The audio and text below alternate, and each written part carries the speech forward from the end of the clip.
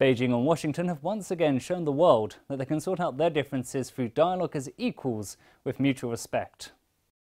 The delegations from China and the United States have come out of their tense and difficult consultations with consensus on not launching a trade war and not slapping tariffs on each other.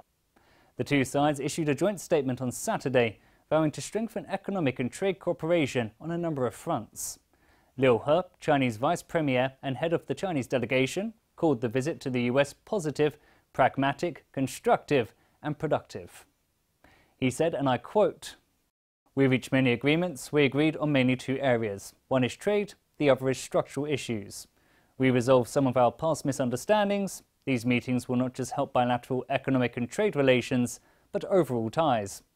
It's good for people in both countries. It's also sending a positive signal to the whole world."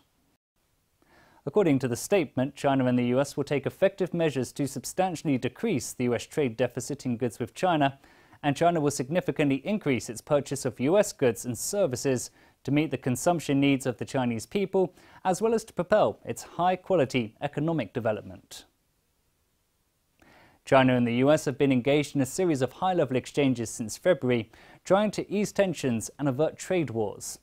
And the direct exchanges between Chinese President Xi Jinping and his US counterpart Donald Trump provided guidance for the hard-won results.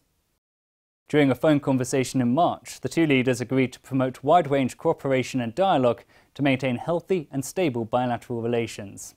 And that's exactly what's happening right now. The world's two largest economies are gradually bridging their differences.